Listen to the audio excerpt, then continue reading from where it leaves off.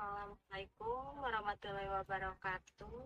Selamat sore Ibu dosen, Ibu Hana Susantiani dan teman-teman sekalian. Perkenalkan kami dari kelompok 4 yang beranggotakan Hamsin Sulwakil, Muhammad Wahyu Widodo, Muhammad Rafael Zafino, Roswita Nur Adila, Farhan Destian Sudrajat, dan saya Ayu Fitriatu.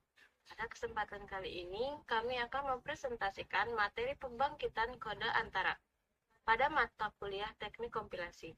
Semoga presentasi yang kami sampaikan dapat memberikan pemahaman mengenai apa itu ICG, fungsi, proses, hingga penerapannya dalam compiler modern. Baik, langsung saja kita masuk ke pembahasan yang akan dibacakan oleh teman-teman kami. Pada slide ini, saya akan menjelaskan mengenai definisi dan fungsi dari ICG atau Intermediate Code Generation. Apa itu ICG? Fase dalam kompiler yang menghasilkan representasi program dalam bentuk kode yang bebas mesin atau machine independent. Kode ini berada di antara bahasa tingkat tinggi dan bahasa mesin. Lalu, ICG memiliki dua fungsi utama, yaitu tujuan dan fungsi. Probabilitasnya yaitu memisahkan tahap analisis dari detail arsitektur mesin target, dan optimasinya mempermudah proses modifikasi kode agar lebih efisien sebelum diubah ke kode mesin.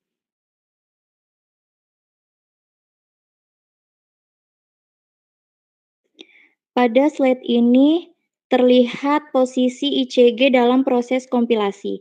Prosesnya dimulai dari analisis leksikal, kemudian analisis sintaksis, dilanjut dengan analisis semantik.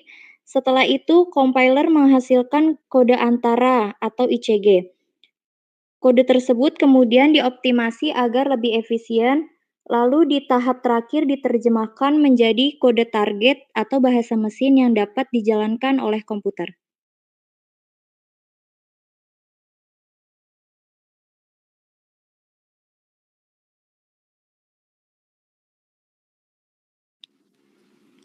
Selanjutnya ada soal nomor 1 yaitu konversi ekspresi dasar. Jadi untuk soal ini, jadi mari kita bedah contoh konversi ekspresi dasar ini ke dalam tree address code. Jadi kuncinya adalah mengikuti hierarki operator. Jadi pada langkah pertama, karena perkalian punya prioritas yang lebih tinggi, kita hitung C dikali D dulu. Dan hasilnya kita simpan di variabel sementara yaitu T1. Pada langkah kedua, kita tambahkan hasil perkalian tadi yang ada di T1 dengan variabel B, lalu simpan lagi ke variabel sementara baru yaitu T2. Dan langkah terakhir, langkah ketiga, yaitu barulah kita pindahkan nilai T2 tersebut ke variabel target A.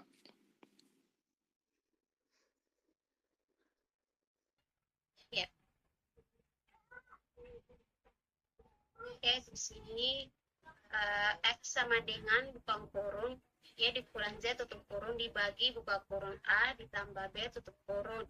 Kemudian di bawah T1 sama dengan Y dikurang Z, T2 sama dengan A ditambah B, T3 sama dengan T1 dibagi T2. Kemudian di bawah X sama dengan T3. Nah, di sini ada analisis langkah.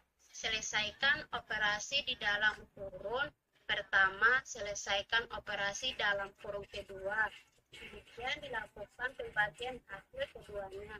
Gunakan variabel T1, T2, dan T3 sebagai resistor. Berikutnya pada soal nomor 3 ini membahas tentang struktur perjabangan atau if else yang dikonversi menjadi tree address code menggunakan label dan perintah goto. Di sebelah kiri terdapat kode sederhana, artinya program akan mengecek kondisi A lebih kecil dari B. Jika kondisi tersebut benar atau true, maka nilai X diisi 1. Jika kondisi tersebut salah atau false, maka nilai X diisi 0. Selanjutnya, kode tersebut diubah menjadi tree address code seperti di sebelah kanan. Baris pertama, if A lebih kecil dari B, go to L1. Program mengecek kondisi A lebih kecil dari B. Jika benar, program langsung melompat ke label L1. Jika salah, program tidak melompat dan lanjut ke baris berikutnya. Baris kedua, X sama dengan 0. Garis ini dijalankan ketika kondisi A lebih kecil dari B bernilai salah, sehingga X diisi dengan 0. Baris ketiga, go to L2. Setelah mengisi X sama dengan 0, program langsung melompat ke L2 agar tidak menjalankan bagian X1.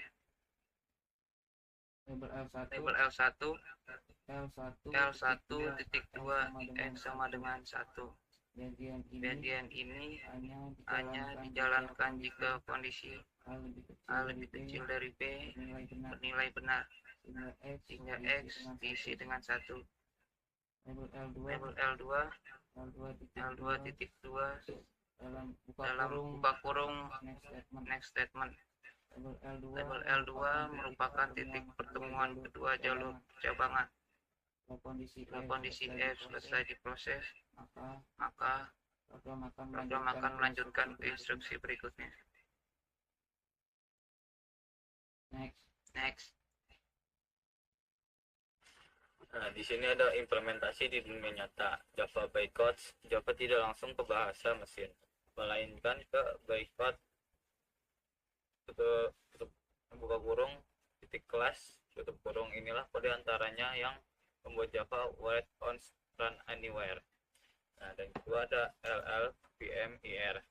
Tampilan modern seperti Rust atau Swift menggunakan LLVM Intermediate Representation untuk mendukung berbagai jenis arsitektur CPU secara efisien.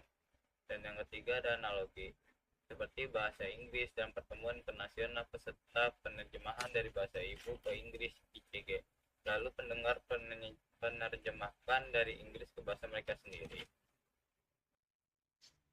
Sebagai kesimpulan, Intermediate Code Generation atau ICG merupakan tahapan penting dalam proses kompilasi karena menjadi jembatan antara bahasa pemrograman dengan bahasa mesin. Yang pertama, ICG berfungsi sebagai jembatan yang mengubah hasil analisis program menjadi kode antara sebelum diterjemahkan menjadi kode mesin. Yang kedua, kode antara bersifat independen terhadap jenis hardware atau mesin independen. Ketiga, memudahkan optimasi kode untuk meningkatkan performa eksekusi program. Gambar di bagian bawah menunjukkan posisi intermediate code generation dalam proses compiler. Setelah melewati sintak analisis dan semantik analisis, program masuk ke tahap intermediate code generation untuk menghasilkan kode antara. Setelah itu, kode akan masuk ke tahap kode optimization sebelum akhirnya diterjemahkan menjadi target kode atau bahasa mesin. Di sisi kiri terdapat simbol tabel yang menyimpan informasi seperti nama variabel, tipe data, dan fungsi agar setiap tahap compiler dapat mengakses data tersebut. Di sisi kanan terdapat error handling yang bertugas mendeteksi dan menangani kesalahan yang mungkin terjadi selama proses kompilasi. Demikian presentasi dari kelompok kami tentang pembangkitan kode antara. Semoga materi yang kami sampaikan bermanfaat dan dapat menambah wawasan mengenai proses kompilasi. Terima kasih atas perhatian Ibu Hana Sasafiani. Mohon maaf apabila terdapat kekurangan dalam penyampaian kami. Sekian dan terima kasih. Wassalamualaikum warahmatullahi wabarakatuh.